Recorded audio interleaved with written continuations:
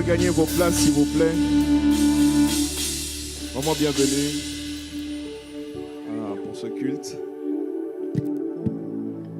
Deuxième culte de l'année. Si tu veux acclamer Dieu, il faut acclamer. N'attends pas ton voisin. Ton voisin ne vit pas ce que tu vis. Toi, tu vis de la gratitude, de la reconnaissance. Donc, quand tu veux acclamer, acclame Dieu.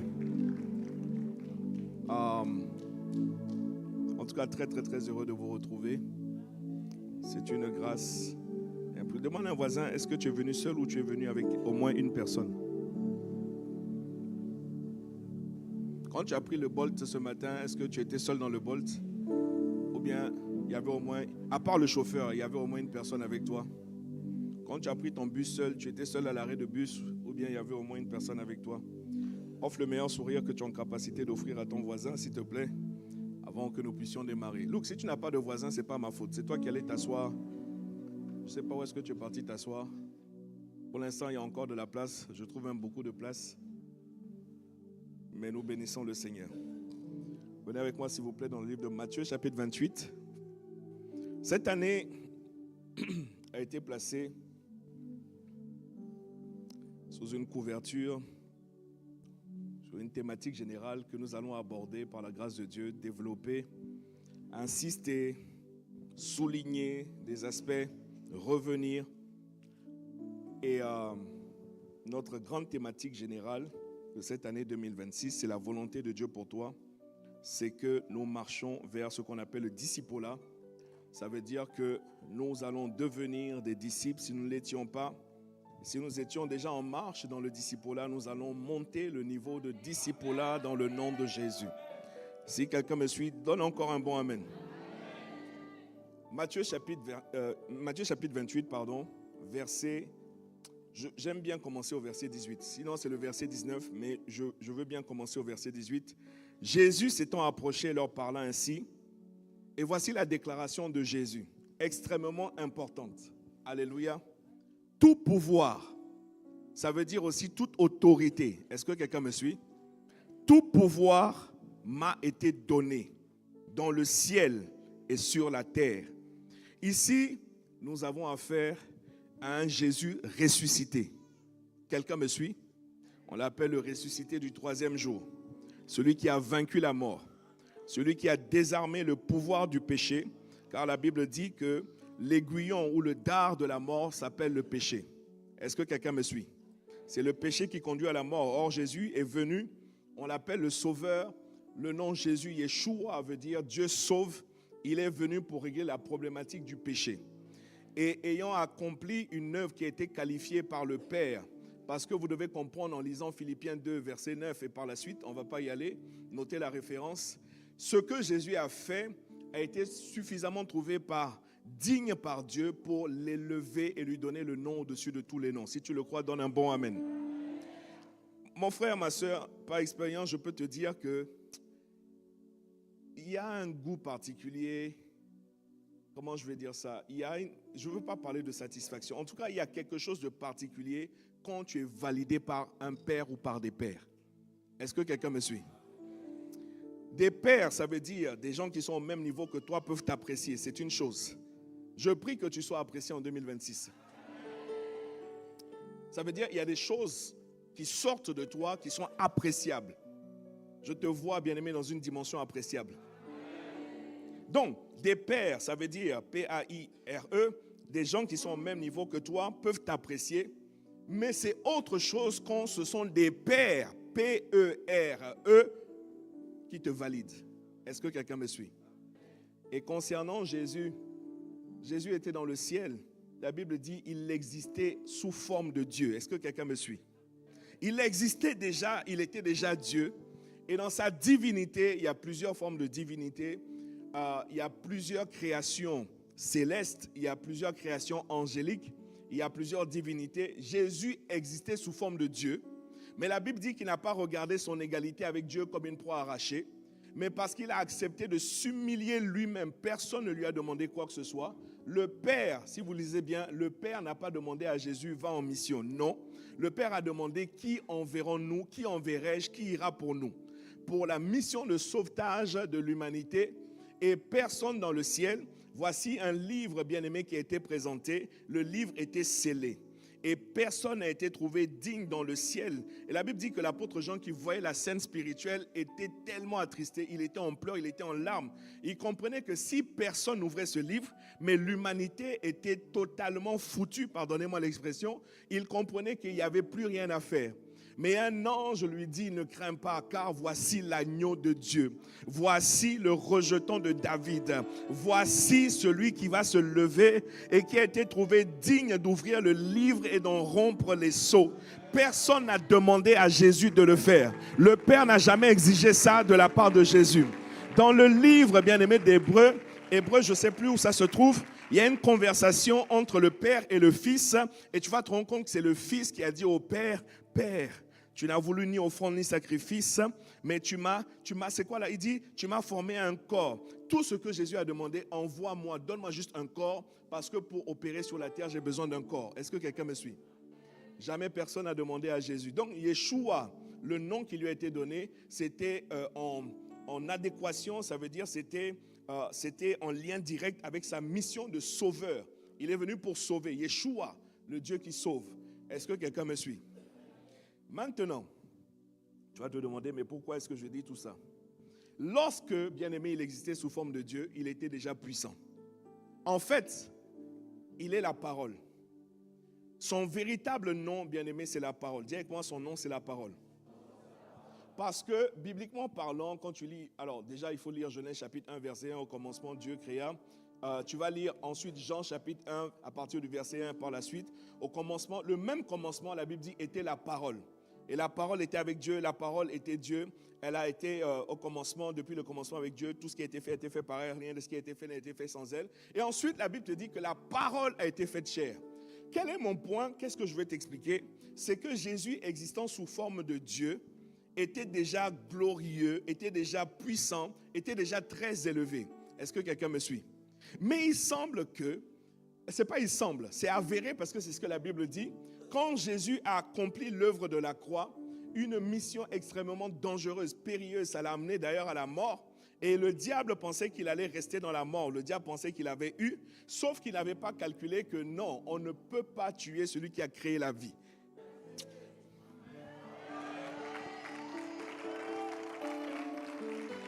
Si tu n'es pas là ce matin, dis à ton voisin, je ne suis pas là, change de place. Mais si tu es là, manifeste-toi. On ne peut pas tuer celui qui a créé la vie. Vous savez, il y a une caractéristique de Dieu qu'on appelle l'omniscience. Ça veut dire Dieu sait tout. Il y a l'omniprésence, Dieu est partout. Satan n'a pas ces attributs-là. Satan n'est pas omniscient. Satan n'est pas omniprésent non plus. Ça veut dire l'omniprésence, c'est Dieu est partout à la fois. Amen. L'omniscience, c'est que Dieu sait absolument tout. C'est-à-dire que Dieu connaît tous les détails. C'est-à-dire quand tu essaies de penser à quelque chose, Dieu connaît ta pensée. D'ailleurs, Dieu connaît ta pensée ce matin. Dieu connaît tes motivations ce matin. Dieu sait pourquoi tu es là. Dieu sait pourquoi tu parles comme ça. Dieu sait pourquoi tu agis comme ça. Il sait tout. En revanche, Satan ne connaît pas ta pensée. Ça, c'est bon pour toi de le savoir. Il ne peut pas. Tant que tu n'as pas posé un acte, ça veut dire que tant que tu n'as pas extériorisé, il ne peut pas connaître. Il n'a pas l'omniscience. Si tu me suis, donne un bon amen. Donc, en fait, ce que je veux juste te dire, c'est que Satan ne connaissait pas le plan de Dieu en envoyant Jésus à la croix. Satan pensait que Jésus étant mort, c'était fini. Est-ce que quelqu'un me suit? Maintenant, quel est mon point? Il faut toujours que je revienne à mon point parce que Jésus, existant sous forme de Dieu, on l'appelle la parole, il vient sur la terre pour une mission et cette mission exige qu'on lui donne un nom. Et le nom, c'est Dieu sauve parce qu'il est venu pour sauver. Mais quand il a sauvé, et quand il a accompli cette mission, la Bible dit, c'est pourquoi aussi Dieu l'a souverainement. Ça veut dire, bien aimé, que je ne sais pas comment te l'expliquer, le niveau de gloire, les galons de Jésus, bien aimé, la considération de Jésus, l'appréciation de Jésus a été drastiquement augmentée. Lui qu'on respectait déjà parce qu'il était la parole, ça veut dire Dieu ne fait rien sans passer par lui, parce qu'il faut que Dieu parle pour que les choses arrivent. Lui qui avait déjà ce niveau de considération, maintenant ça a augmenté. La Bible dit c'est pourquoi aussi Dieu l'a souverainement élevé et lui a donné le nom au-dessus de tous les noms. Est-ce que quelqu'un me suit? C'est pour ça que Jésus dit, tout pouvoir m'a été donné dans le ciel et sur la terre. Si tu comprends cela, donne un bon amen. Dis à un voisin, le Jésus que tu es venu chercher ce matin a tout pouvoir.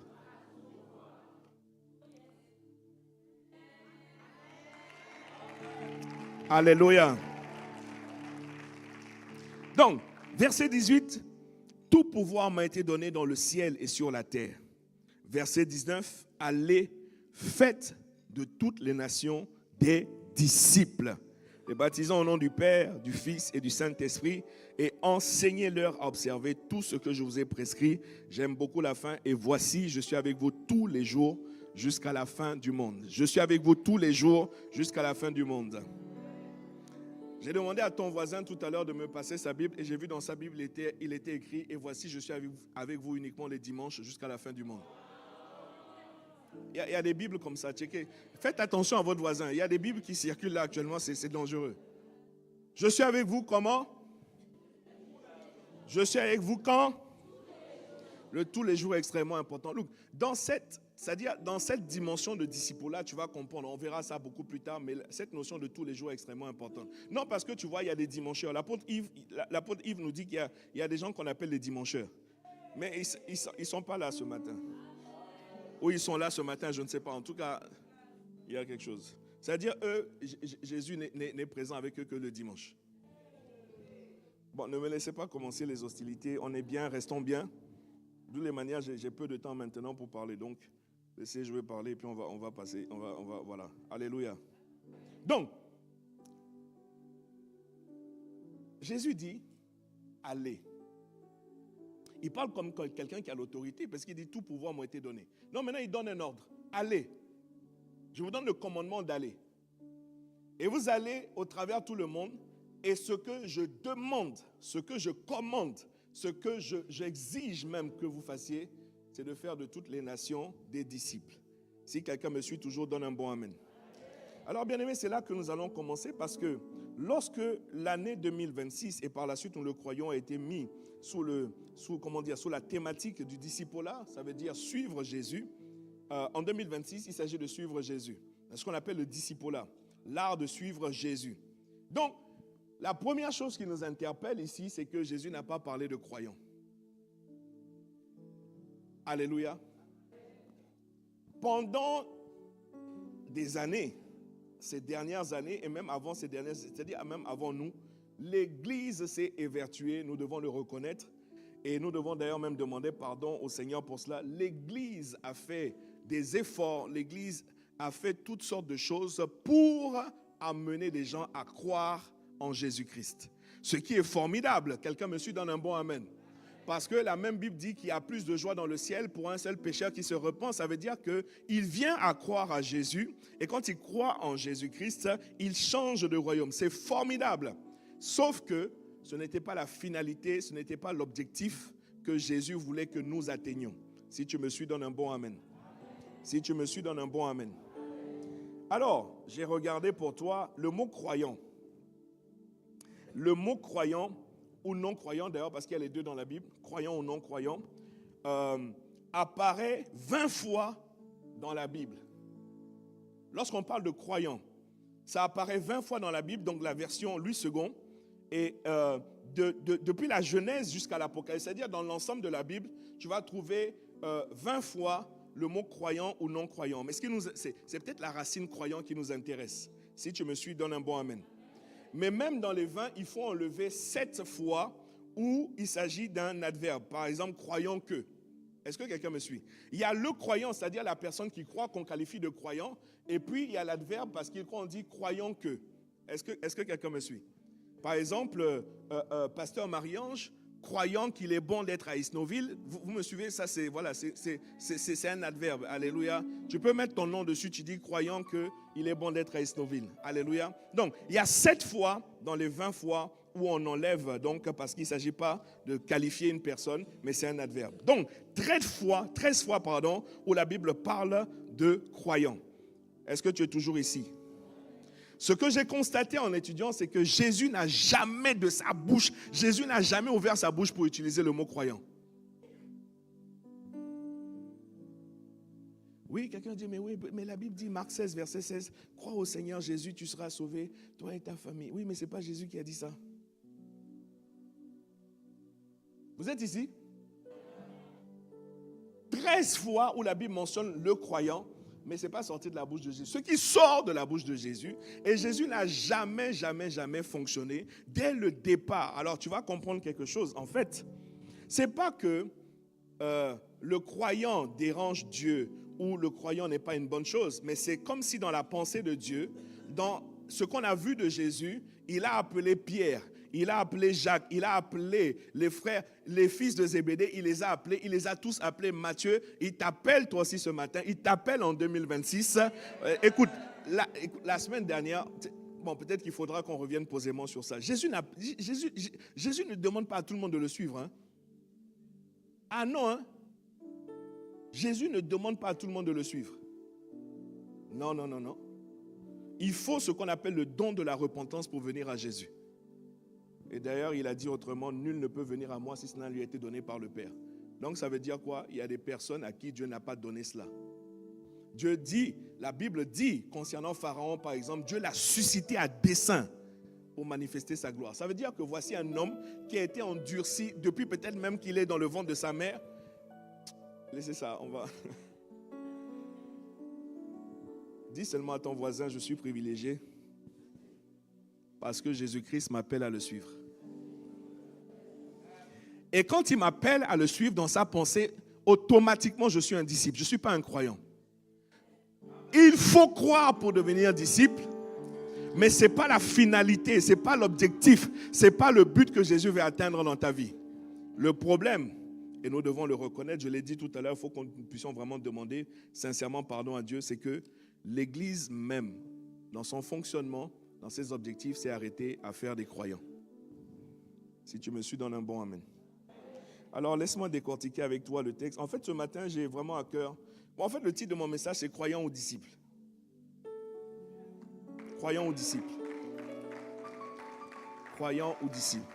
Donc, si tu veux acclamer, il faut acclamer. Si tu ne veux pas acclamer, aussi n'acclame pas. Moi, je ne cherche pas ce... Alléluia.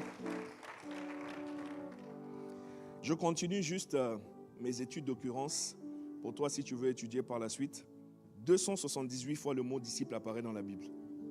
Bon, bien, écoute, si tu mets dans une balance 13 fois croyant et 278 fois, tu vois bien que la Bible ne parle pas vraiment de croyants, mais plutôt de disciples. Hein. C'est-à-dire que la Bible même, dans son entièreté, parle de disciples plutôt que de croyants. Si tu es ici, donne un bon amen. Juste pour ton information, pendant que nous sommes en train d'étudier des occurrences, le mot chrétien apparaît 3 fois dans la Bible. L'objectif de Jésus-Christ n'est pas que tu deviennes un chrétien. L'objectif de Dieu n'est pas que tu sois appelé chrétien. Le mot chrétien apparaît 3 fois dans la Bible. Donc, quand tu vois ces choses-là, en fait, il est bon pour nous de nous poser et donc d'examiner, en fait, mais cette Bible-là même exactement, elle parle de quoi? Ou bien Dieu c'est-à-dire quel est l'objectif de Dieu dans ma vie? Qu'est-ce qu'il veut de moi? Ce qu'il veut de toi, ce n'est pas un chrétien. Ce qu'il veut de toi, ce n'est pas juste un croyant. Ce qu'il veut de toi, c'est un disciple. Si tu es là, dis un bon amen. Dis avec moi, juste croyant ne suffit pas. Alors, maintenant, allons s'il vous plaît dans le livre de Jean. Jean chapitre 1. Le temps le permet, on va ensemble parcourir. En fait, le but là ce matin, c'est de pouvoir nous situer. Ce matin, il y a 3 catégories. Il y a au moins 3 catégories de personnes au milieu de nous, avec nous. Il y a au moins 3 catégories de personnes. Ouais, non? Il y a des non-croyants. Il y a des croyants. Et puis, il y a des disciples. Mais je ne vais pas rentrer dans le détail du disciple parce que dans le disciple, en fait, il y a plusieurs stades, il y a plusieurs grades, il y a plusieurs niveaux, il y a plusieurs dimensions. Si tu me suis toujours, donne un bon amen. J'ai dit, si tu me suis toujours, donne un bon amen. En réalité, Jésus, quand il t'appelle, c'est ce qui amène au salut. En fait, il y a ce qu'on appelle le mécanisme du salut. Je ne vais pas parler de ça ici. Je t'encourage vivement à faire les formations qui sont d'ailleurs offertes, qui sont proposées par l'Église. Le parcours de croissance de la nouvelle création. Quand tu vas faire la classe qu'on appelle 101, tu vas découvrir on va te parler de ce qu'on appelle le mécanisme du salut. Tu vas voir que Dieu t'a appelé, Dieu t'a accordé le don de la repentance. Bon, bref, va au PCNC. Dis à un voisin, va au PCNC. Si quelqu'un me suit, donne un bon amen. Quand Jésus t'appelle, ce qu'il te dit en réalité, c'est suis-moi. Il ne te dit pas crois en moi. Hein. Bien sûr qu'il faut croire parce que, écoute, tu ne peux pas suivre quelqu'un en qui tu ne crois pas. Non, laisse-moi dire ça autrement. Laisse-moi dire ça autrement, s'il te plaît. Je vais le dire sous forme d'un conseil, si tu permets. Ne suis pas quelqu'un en qui tu ne crois pas.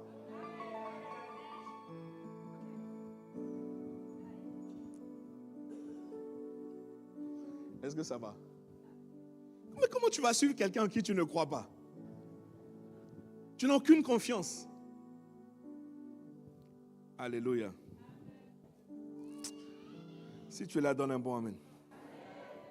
Donc quand Jésus t'appelle en réalité, immédiatement, c'est pour ça qu'il ne parle pas de croyants. Parce que pour lui, c'est évident en fait. Ce que je t'appelle à devenir, ce que je t'appelle à être, ce que je t'appelle à faire, c'est de me suivre. Et donc quand tu me suis, tu es devenu un disciple. Donc tu vois, il y a un automatisme là, c'est-à-dire il y a quelque chose qui doit être enclenché dès lors que je crois au Seigneur Jésus. Crois au Seigneur Jésus, tu seras sauvé, toi et ta famille. Celui qui croit et qui confesse de sa bouche, celui qui croit en son cœur et confesse de sa bouche que Jésus est Seigneur, est sauvé. Donc il y a quelque chose qui se passe automatiquement entre le moment où je reconnais Jésus comme le Sauveur et dès lors que je reconnais Jésus comme le Sauveur, normalement j'enclenche un autre niveau et normalement c'est automatique selon l'Esprit. Normalement, je dis normalement c'est automatique. Sauf si nous avons fait du salut le focus, alors que Dieu n'en fait pas le focus. Dieu ne vient pas chercher des croyants. Ce n'est pas pour ça que Dieu revient. Ce n'est pas pour ça que Jésus revient. Non, on est dans Jean chapitre 1, s'il vous plaît. Jean chapitre 1 et au verset 12. Jean chapitre 1, verset 12. Voilà. Bon, verset 11. Mais en fait, il faut tout lire. La Bible parle ici de la parole. Et dans cette parole, la Bible dit qu'il y a la lumière. Et cette lumière éclaire les hommes. Je prends au verset 5, par exemple. La lumière luit dans les ténèbres et les ténèbres ne l'ont point reçue. Ça veut dire que les ténèbres n'ont pas été en capacité de l'étouffer. Les ténèbres n'ont pas été en capacité de l'engloutir. Il eut un homme envoyé de Dieu. Son nom était Jean. Il vint pour servir de témoin, pour rendre témoignage à la lumière, afin que tous croient par lui. Est-ce que quelqu'un me suit? Que tous croient par qui? Par la lumière. C'est là où on commence à te parler de croire. Verset 8. Jean n'était pas la lumière. Il n'était pas la lumière, donc on parle ici de Jean. Mais il parut pour rendre témoignage à la lumière. Donc il y a quelqu'un là qu'on appelle la lumière. Est-ce que quelqu'un me suit? Verset 9, cette lumière était la véritable lumière. Parce qu'il y a lumière et lumière. Hein? Non, dis à un voisin, il y a lumière et lumière. Demande-lui quel genre de lumière es-tu? Écoutez, il y a des étincelles, il y a des bougies, il y a des lampes tempêtes. Tu vois, non? Il y a des petites ampoules, il y a, je ne sais pas moi, des néons, il y a des LED. Donc, il y a lumière et lumière. Hein? Il y a des projecteurs, il y a des lampadaires. Si tu es là, donne un bon amen. Mon frère, il y a lumière et lumière. Mais la Bible dit qu'il y a une véritable lumière. Cette lumière était la véritable lumière qui, en venant dans le monde, éclaire tout homme. Tout homme est éclairé par Jésus. Tout homme est éclairé. La Bible dit quelque part que la volonté de Dieu, c'est que tous les hommes soient sauvés et parviennent à la connaissance de la vérité. Donc, il est venu pour éclairer tout homme. Alléluia, est-ce que je peux poursuivre? Verset 10. Elle était dans le monde et le monde a été fait par elle. Oh! Bon, là, je vais avancer. On va aller doucement. Et le monde ne l'a point connue. Maintenant, verset 11. Elle est venue chez les siens et les siens ne l'ont point reçue. Hey! Comment les siens n'ont pas reçu?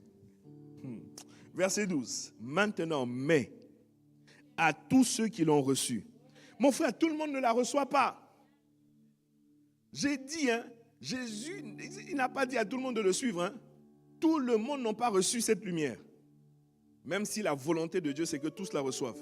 Bon, bref, verset 12. Mais à tous ceux qui l'ont reçu, à ceux qui croient en son nom, elle a donné le pouvoir de devenir enfants de Dieu, lesquels sont nés non du sang, ni de la volonté de la chair, ni de la volonté de l'homme, mais de Dieu. Alléluia. Mais de Dieu. Ils sont nés de Dieu. Verset 14, et la parole a été faite chair, elle a habité parmi nous. C'est là que tu comprends que et la parole et la lumière dans ce texte font référence à la seule et même personne de Jésus le Christ, notre Seigneur, notre Sauveur, notre bienfaiteur, celui qui nous a aimés, qui a démontré l'amour de Dieu dans nos vies. On l'appelle la lumière, on l'appelle la parole. Il a plusieurs appellations selon qui se révèle à toi. Maintenant, bien-aimés, je voudrais que nous puissions passer un tout petit temps à examiner en fait les caractéristiques d'un véritable croyant. Parce qu'il y a croyant et croyant. Oui. De la même manière qu'il y a plusieurs degrés de disciples, il y a plusieurs types de croyants. Hein. Écoutez, j'ai constaté que même tous ceux qui viennent à un rassemblement où le centre du rassemblement, c'est Dieu, j'ai constaté que même parmi tous ceux qui sont là pour Dieu, sont à plusieurs degrés, à plusieurs niveaux. Dans l'Ancien Testament, tu verras que ce que Dieu a demandé, notamment par exemple à Moïse et par la suite, c'est ce qu'ils ont respecté. Dans le temple, il y avait ce qu'on appelle le parvis. Tu me suis? Donc, il y avait des gens qui arrivaient, ils étaient dans le parvis. Il y a des gens qui étaient dans le lieu saint. Et il y avait des gens qui étaient dans le saint des saints, dans le lieu très saint. Toutes ces personnes étaient venues pour Dieu, hein, mais elles étaient à plusieurs niveaux. Est-ce que quelqu'un... Mon frère, il y a croyants et croyants. Hein? Il y a des véritables croyants et puis il y a des faux croyants. Si tu es là, donne un bon amen. Mon temps est en train de s'amenuire, donc j'essaie de voir qu'est-ce que je donne, qu'est-ce que... Ce qui est sûr, on va tout donner. Pas aujourd'hui, mais ce qui on va tout donner. Donc, sur la base de Jean chapitre 1, à partir du verset 12, je voudrais que nous puissions examiner ensemble quelques caractéristiques bibliques, en tout cas selon Dieu, de ce qui te qualifie en tant que véritable croyant. Sachant, et je dois le dire en parenthèse, que croyant même n'est pas la finalité. Mais il semble important, quelque part, si vous voulez, de mettre les points sur les i ou de clarifier les choses parce qu'il y a trop de choses bizarres. Si quelqu'un me suit, donne un bon amen. Maintenant, qu'est-ce que la Bible dit du croyant? On est dans Jean, chapitre 1, à partir du verset 12. Mais, à tous ceux qui l'ont reçu, premièrement, le croyant a reçu la parole de Dieu. Est-ce que quelqu'un me suit? Le croyant n'est pas venu un dimanche matin à cause de l'ambiance, à cause des cris de joie. Le croyant n'est pas juste celui qui se dit « il y a trop de problèmes dans le monde ». Et quelqu'un m'a invité à l'église de dimanche, j'ai vu qu'il y avait de la joie, j'ai vu qu'il y avait une bonne ambiance, j'ai vu que c'était dynamique, j'ai vu que ça me changeait de mon ordinaire. J'ai vu que là au moins j'ai trouvé des gens joyeux. Et donc moi aussi, je veux bien croire en Jésus. Mon frère, c'est bien, c'est formidable. Mais quelle parole as-tu reçue pour croire? Vous êtes ici? Quelle parole as-tu reçue? Mais à ceux qui l'ont reçu. Maintenant, à ceux qui croient en son nom. Au fait, c'est-à-dire, ta croyance là est basée sur quel nom? Demande un peu à un voisin. C'est-à-dire que toi, écoute, c'est pas compliqué. Si tu veux savoir en réalité sur qui compte ton voisin, bon, c'est un peu le truc parce qu'il faut que ton voisin soit un peu en danger, tu vois. Parce que ce n'est que lorsqu'on est en danger qu'on crie certains noms. Vous me suivez ou pas? Est-ce que vous êtes ici avec moi? Un jour, quand je dis un jour, tu dis one day. Quand je dis one day, tu dis un jour. So one day, voilà, tu es ici. Acclame le Seigneur pour toi-même, tu es là.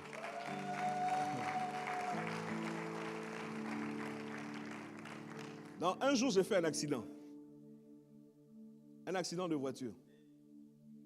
J'étais à l'université, en tout cas, j'étais étudiant. Et c'était ma toute première voiture d'ailleurs. Ma toute première voiture. Et j'étais à une intersection, j'étais jeune permis, donc vous comprenez, non?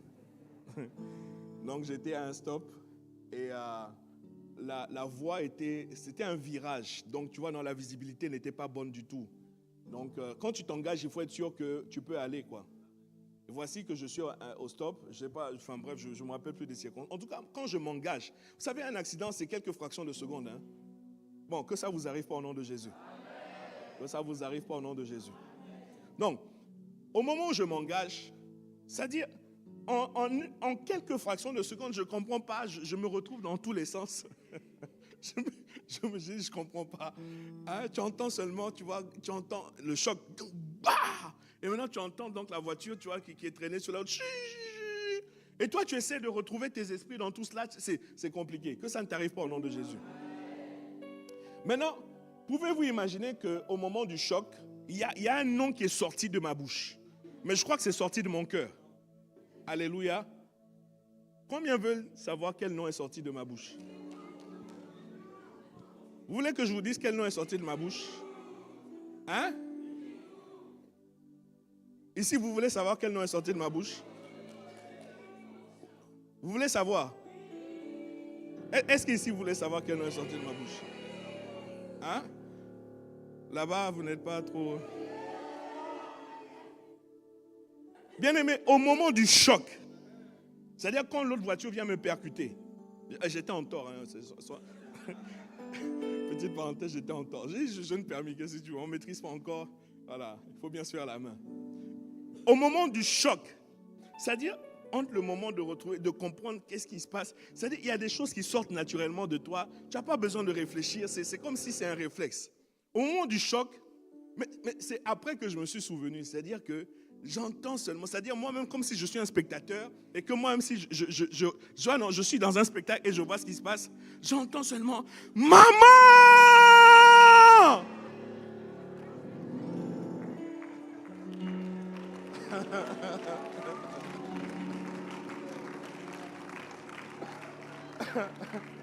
Non, let's be serious. Combien aurait crié maman? Soyez honnête, hein? Soyez honnête. Non, combien aurait crié maman?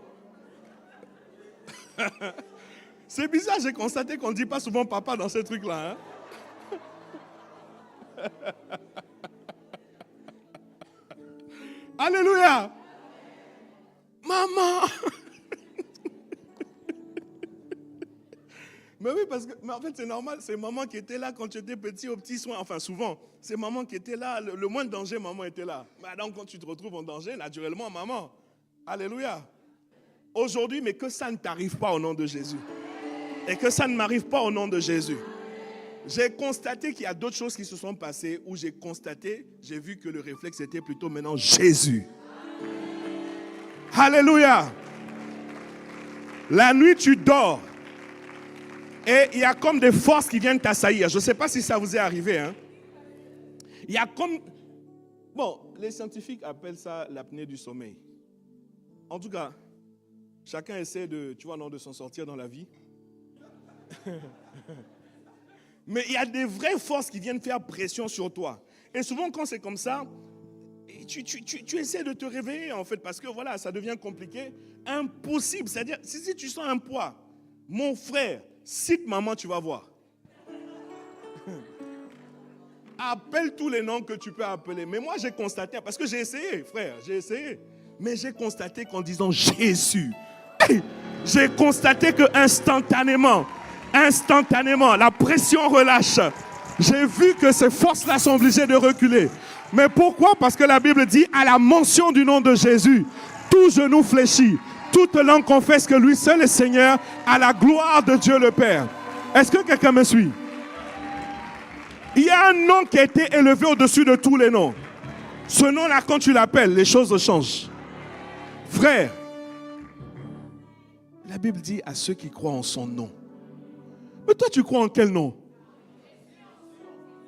Et nous tous, on va dire que nous sommes croyants. Alors que d'autres croient en maman. Dis à un voisin, il y a croyant et croyant. En quel nom crois-tu?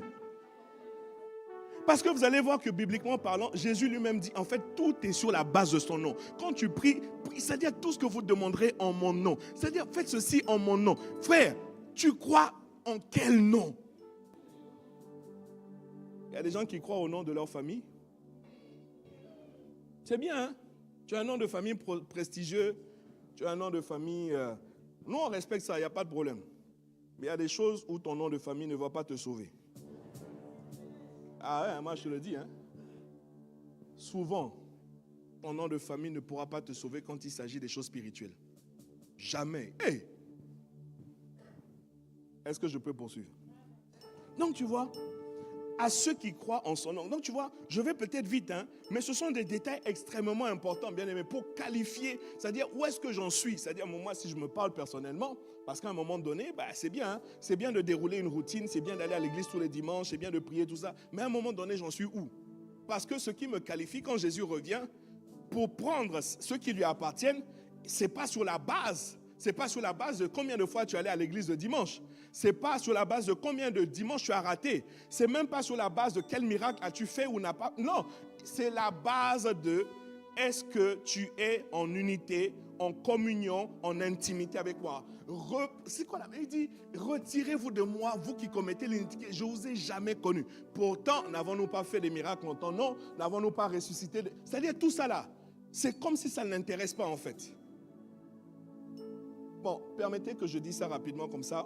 On va poser plus tard et puis on va expliquer. C'est pas que ça ne l'intéresse pas, mais c'est-à-dire pour lui, c'est pas le plus important. Est-ce que vous êtes ici? Est-ce que vous êtes ici? Non. À ceux qui croient en son nom, elle a donné le pouvoir de devenir enfant de Dieu. Mon frère, c'est un pouvoir. C'est un privilège. Mon frère, c'est une autorité que tu as reçue. Un jour, quelqu'un me disait, de toutes les manières, nous sommes tous enfants de Dieu. Un païen, hein, c'est-à-dire quelqu'un que la Bible appelle païen, ça c'est notre appellation. Vous savez, il y a plusieurs appellations des hommes dans la Bible. Bref, un païen, c'est-à-dire celui qui ne croit pas, en Jésus. Il dit non, mais moi, vos histoires d'aller à l'église, vos histoires de prier, de faire tout ça là, de toutes les manières, on est tous enfants de Dieu. Et je crois même qu'il y a un chant, bon, c'est une époque avant moi je n'ai pas connu cette époque-là. Il y a un chant qui dit on ira tous au paradis. On ira, qu'on soit béni, qu'on soit maudit. Vous ne connaissez pas ce chant-là? Variété française, vous ne connaissez pas? Mais vous êtes dans quel pays? Il faut qu'on analyse votre séjour ici, parce que... vous ne connaissez pas notre culture. Vous ne connaissez pas la variété. En fait, c'est la pensée du monde. Ce monde veut, c'est-à-dire profiter à max, jouir de tous les plaisirs mondains de la terre. Et quand le temps viendra aussi, c'est-à-dire s'il s'avère, dans leur pensée, s'il s'avère qu'il y a un Dieu qui existe et que véritablement le paradis existe, de toutes les manières, il est tellement bon que qu'on soit maudit, qu'on soit béni, on ira aussi. Mais la Bible dit, il y a un pouvoir de devenir. On ne naît pas enfant de Dieu. On ne naît pas enfant de Dieu. Ton père peut être un bishop. Ton père peut être un pasteur, bishop, archibishop, tout ce que tu veux. Tu ne nais pas enfant de Dieu. Il faut que tu deviennes enfant de Dieu. Chers parents, travaillons à ce que nos enfants deviennent des enfants de Dieu. Ce sont des enfants que Dieu nous a confiés. Il faut que nous puissions travailler à ce que ces enfants deviennent enfants de Dieu. Pas nos enfants, mais enfants de Dieu. Alléluia. Merci Seigneur. Le pouvoir de devenir enfant de Dieu. Maintenant, lesquels sont nés, non du sang. C'est ce que je viens d'expliquer rapidement. On ne devient pas enfant de Dieu par filiation. Ce n'est pas les liens de sang qui font que tu deviens enfant de Dieu. Non. Tu n'es pas... D'ailleurs même, ton sang là, le sang naturel, le sang humain, pour ainsi dire, qui circule dans tes veines, est une combinaison, est un croisement du sang de ton père et de ta mère. Est-ce que quelqu'un me suit? Ce sang-là est beaucoup plus ancien que toi. Tu as une vingtaine d'années, tu as une trentaine d'années, tu as une quarantaine d'années, cinquantaine, soixantaine, je ne sais pas où est-ce que tu en es. Mais ce sang-là est beaucoup plus ancien que toi. Quand je dis beaucoup plus ancien que toi, ça veut dire que dans ce sang-là, il y a beaucoup plus d'expériences que toi, tu n'as jamais eues. Et des expériences spirituelles. Des alliances, des pactes, des transactions qui ont été passées. Tout cela, c'est dans le sang. Et c'est toi, tu as hérité de ce sang. Je ne sais pas si vous, même jusqu'à 4 générations en arrière, si je monte à une génération, ça peut le faire. Mais quand je monte à 4 générations en arrière, je ne sais pas, peut-être que quelques-uns ici, je ne sais pas si 4 générations en arrière, vos ancêtres, vos aïeux étaient des chrétiens. Moi, je peux te dire qu'ils ne l'étaient pas. Les miens. Ah, même une génération en arrière, ils n'étaient pas en Christ. N'avez-vous pas des luttes que vous ne comprenez pas? Moi, je me dis, je vais seulement aller prêcher, je ne sais pas, à Toulouse ou quelque part, parce que ici, les gens sont trop bien, Jerry, les gens sont trop bien ici. Depuis qu'ils sont à Isnoville, ils sont même alors trop bien. Il y a des luttes qu'on ne comprend pas, frère. Il y a des choses qui te combattent, tu ne sais pas pourquoi, tu ne sais pas d'où ça vient, pourquoi c'est là. Il y a des choses, mon frère. C'est pour ça, tu vois, que Dieu, dans sa bonté, pour t'amener avec lui, il a d'abord besoin de déconnecter le lien du sang. Il a d'abord besoin de couper ce lien de sang. Il a d'abord besoin, ce qu'on appelle, est-ce que tu as entendu parler des malédictions générationnelles? Ancestrales et générationnelles. Il y a des choses, mon frère. Hey, ce monde est avant tout invisible. Hein?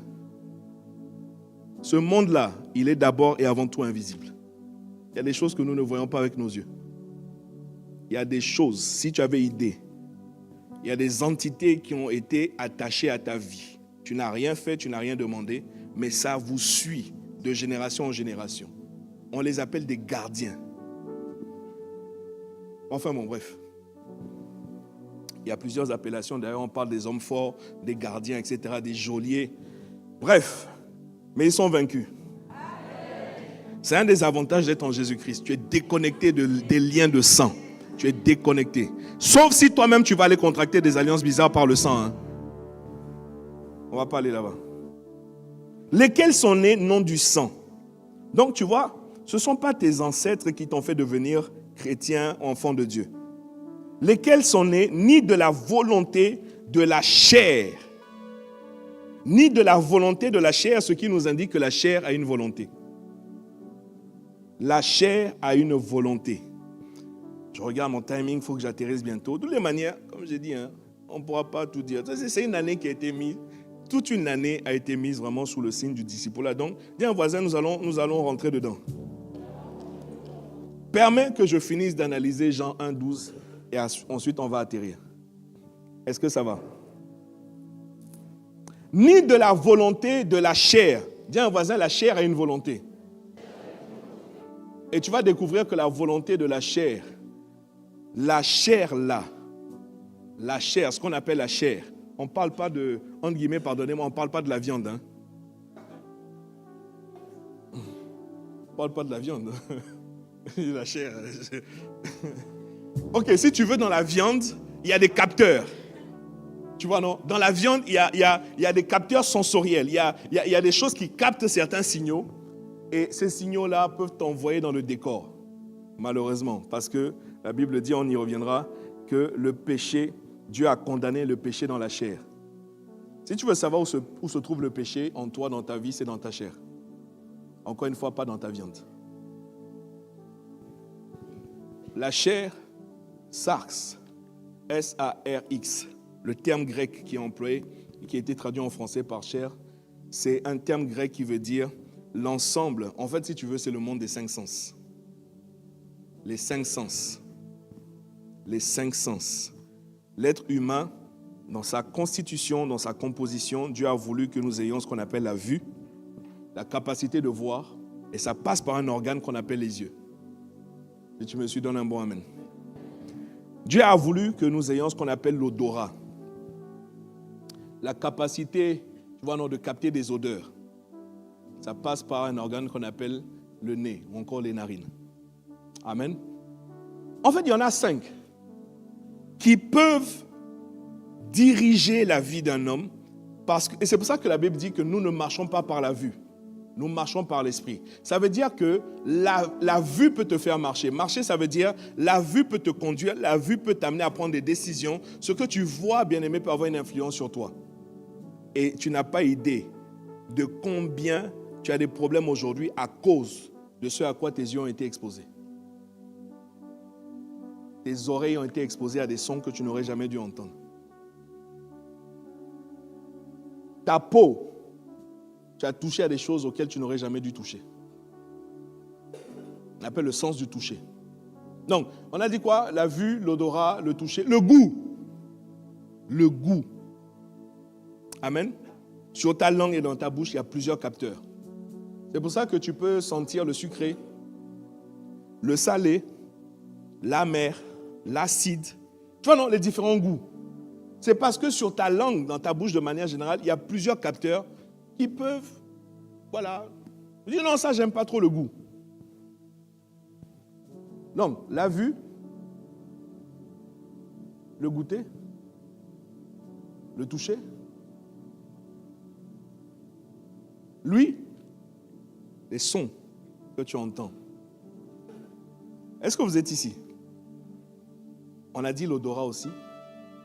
Donc, voici les 5, ce qu'on appelle les 5 sens. Et la perte d'un de ces sens est toujours compliquée pour un être humain. Pouvez-vous imaginer qu'on peut perdre le goût? On peut perdre le goût, hein? Si. C'est-à-dire, quel que soit ce que tu manges, c'est fade pour toi. C'est-à-dire, voilà quoi. Je prie que tu ne perdes pas le goût.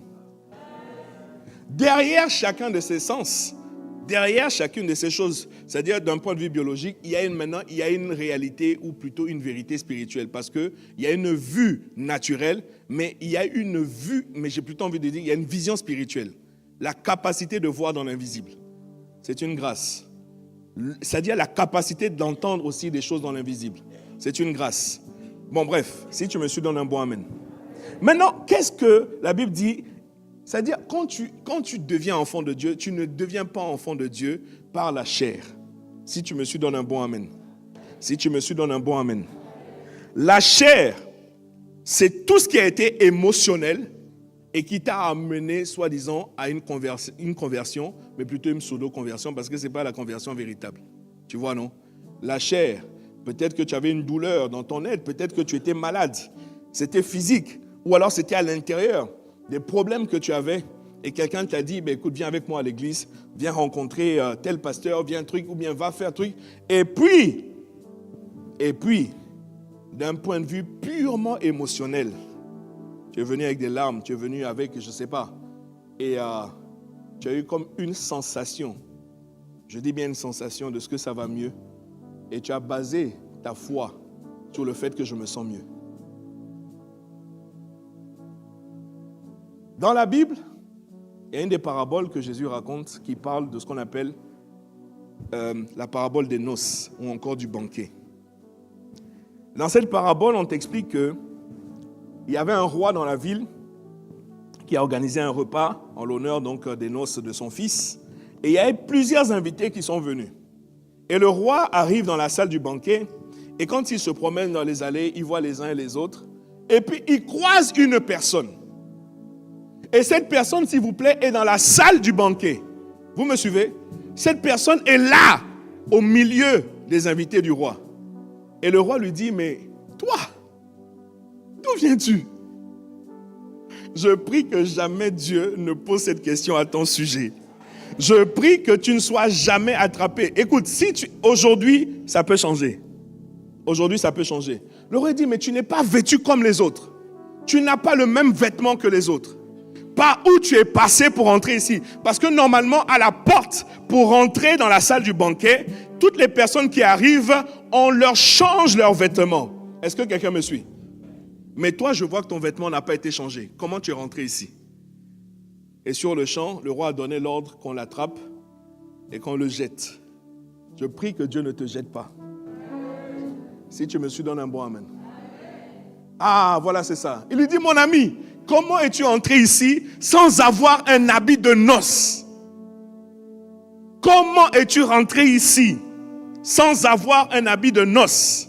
C'est pour te dire, bien-aimé, que ta présence dans un environnement où on parle de Dieu n'est pas un signe indicateur de ce que tu es en Christ Jésus, de ce que tu marches réellement avec Dieu. Tu peux, peut-être que tu es passé par le toit, peut-être que tu es passé par la fenêtre, je ne sais pas par où tu es passé, mais tu n'es pas passé par la porte. Et la porte dont il est question, c'est une autre appellation de Jésus, parce qu'il dit « Je suis la porte ».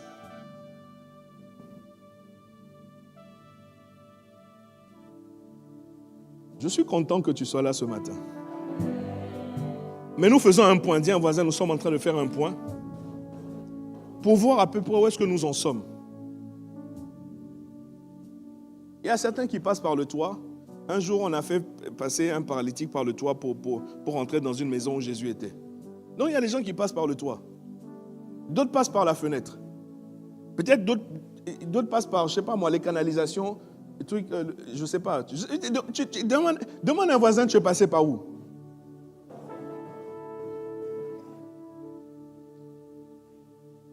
Non, écoutez, extrêmement important parce que par la suite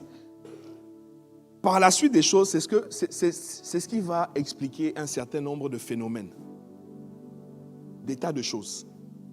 Parce que quand tu es passé par la porte, tu as un vêtement. Tu n'as pas le vêtement, tu es là, mais tu n'as pas le vêtement. Et ça se voit à un moment donné. Est-ce que je peux poursuivre? Est-ce que je peux poursuivre? Ni de la volonté de l'homme. Ce n'est pas parce que... Combien, sincèrement, auraient voulu que tous les membres de leur famille soient sauvés? Lève la main. Sincèrement. Hein? Père, mère, je ne sais pas qui c'est, frère, soeur, cousin, cousine, oncle, tante, quel que soit le niveau de parenté. Je vois toutes les mains levées. On voudrait vraiment, sincèrement, que les membres de nos familles soient sauvés. Mais pour autant, ce n'est pas quelque chose que nous pouvons imposer. Preuve en est, c'est que tu as parlé. Jusqu'à présent, ils ne veulent pas. Tu vois? Ce n'est pas par la volonté d'un homme qu'un autre homme peut être sauvé. Si toi, tu as été sauvé parce que maman ou papa, je ne sais pas lequel, ou ton frère ou ta soeur, ou ton ami d'enfance, ou je ne sais pas qui, pour ainsi dire, je ne sais pas comment le dire, en tout cas, t'a amené pas à pas pour que tu fasses la prière du salut. Et son seul objectif, c'était juste que tu dises Seigneur Jésus, oui Seigneur Jésus, pardonne mes péchés, viens dans mon cœur, viens dans mon... C'est-à-dire, pour lui, une fois qu'il a fait ça, j'ai fini. C'est ça qu'on appelle naître de la volonté d'un homme.